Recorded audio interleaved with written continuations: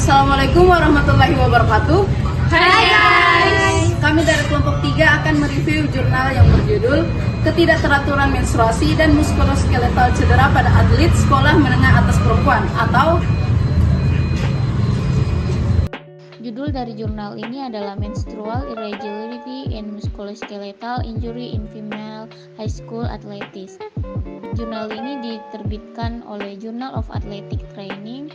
Volume dan halaman jurnal ini yaitu volumenya 47 nomor 1, halaman jurnal ini 74 sampai 90. Penulis dari jurnal ini adalah Jill M. Tain Nissenbaum, Kathleen Icahn, Michelle J. Rao, Kate J. Laut, dan lain-lainnya. Menurut American College of Sports Medicine tahun 2007, triad atlet wanita didefinisikan sebagai keterkaitan antara ketersediaan energi, fungsi menstruasi, dan kepadatan mineral tulang atau BMD. Secara klinis, ketersediaan energi didefinisikan sebagai asupan energi makanan dikurangi pengeluaran energi saat olahraga atau jumlah energi makanan yang tersisa untuk fungsi tubuh lainnya setelah latihan olahraga. Kemampuan ketersediaan energi dapat dipengaruhi oleh perilaku disorder feeding atau DE, anoreksia, dan bulimia nervosa. Fungsi menstruasi yang tidak normal dapat bermanifestasi sebagai oligomenore atau amenore. Perubahan BMD dapat muncul sebagai fraktur stres, osteopenia, atau osteoporosis. Tujuan penelitian ini untuk mengetahui prevalensi dan hubungan antara ketidakteraturan menstruasi dan cedera muskuloskeletal pada atlet wanita sekolah menengah atas. Metode penelitian yang digunakan dalam jurnal ini adalah cross-sectional study. Dalam penelitian ini, 249 atlet wanita dari 3 sekolah menengah yang berkompetisi dalam 33 tim senam, tim tari, dan tim cheerleading atau pom-pom selama tahun ajaran 2006 sampai 2007 diwawancarai untuk mengetahui riwayat menstruasi dan cedera muskuloskeletal dalam 1 tahun terakhir. Kuesioner diberikan dalam format kelompok dengan rekan satu tim dan setiap atlet membutuhkan waktu rata-rata 5 menit untuk menyelesaikannya. Subjek atau sampel.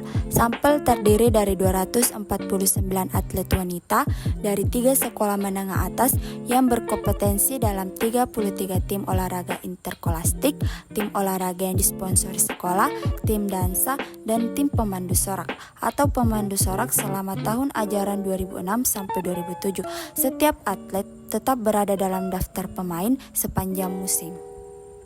Baik, selanjutnya saya akan menjelaskan tentang hasil dari penelitian. Nah, dengan menggunakan definisi MI yang serupa dengan definisi peneliti, Hodges melaporkan prevalensi MI yang jauh lebih tinggi secara keseluruhan pada populasi atlet sekitar 54%. Nah, perbedaan temuan mereka dibandingkan dengan temuan peneliti dan temuan penelitian lainnya tidak dapat dijelaskan. Menariknya, Hodges melaporkan prevalensi MI pada populasi kontrol yang tidak banyak bergerak sebesar 21% yang serupa dengan populasi atlet wanita peneliti dan penelitian lain tentang atlet wanita.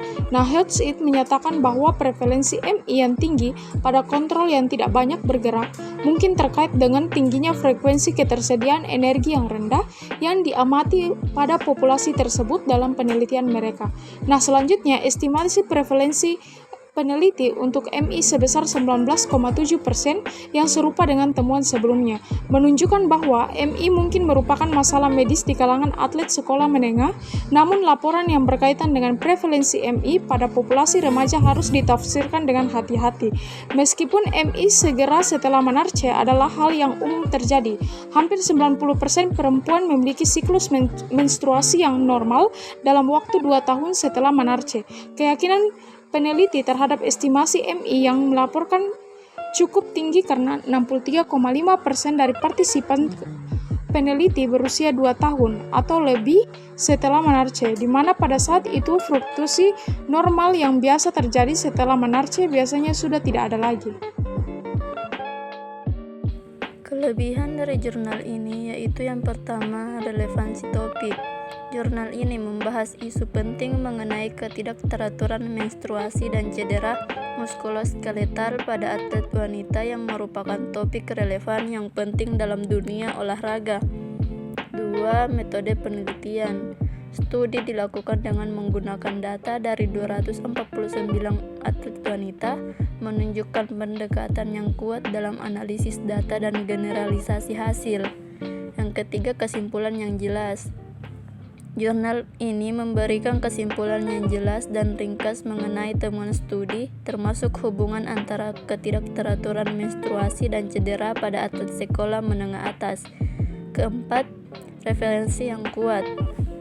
Jurnal ini menyertakan referensi dari penelitian terkait yang mendukung temuan dan kesimpulan yang dihasilkan. 5.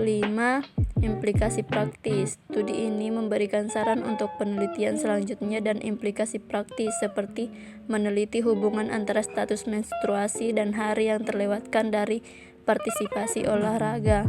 Keenam, desain studi yang jelas. Jurnal ini menggunakan desain studi cross-seksional yang memungkinkan analisis yang komprehensif terhadap hubungan antara ketidakteraturan menstruasi dan cedera pada atlet wanita.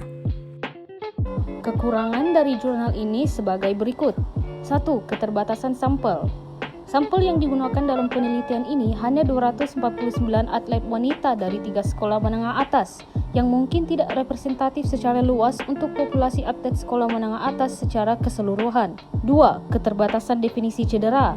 Definisi cedera yang digunakan dalam penelitian ini hanya mencakup cedera yang mengharuskan atlet absen dari partisipasi olahraga, sehingga tidak mencakup cedera ringan yang tidak mengharuskan absen. Hal ini dapat menghasilkan data yang tidak akurat tentang prevalensi cedera. 3. Keterbatasan penggunaan kuesioner. Kuesioner yang digunakan dalam penelitian ini hanya berisi pertanyaan tentang status menstruasi dan penggunaan kontrasepsi oral, tetapi tidak mencakup informasi tentang perilaku makan, stres, dan faktor lain yang dapat mempengaruhi ketersediaan energi dan fungsi menstruasi. 4. Keterbatasan penggunaan data. Data yang dikumpulkan hanya berupa survei dan tidak mencakup hasil tes fisik atau pemeriksaan medis yang lebih spesifik. Hal ini dapat menghasilkan data yang tidak akurat tentang status kesehatan atlet. Dan terakhir, keterbatasan generalisasi.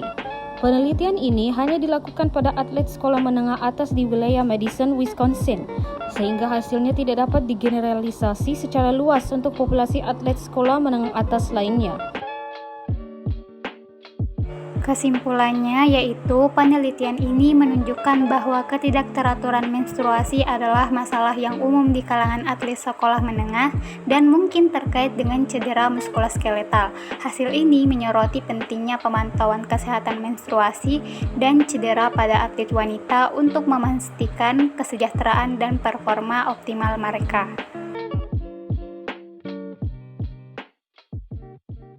Itulah hasil review dari kelompok kami. Sekian dan terima kasih. Bye!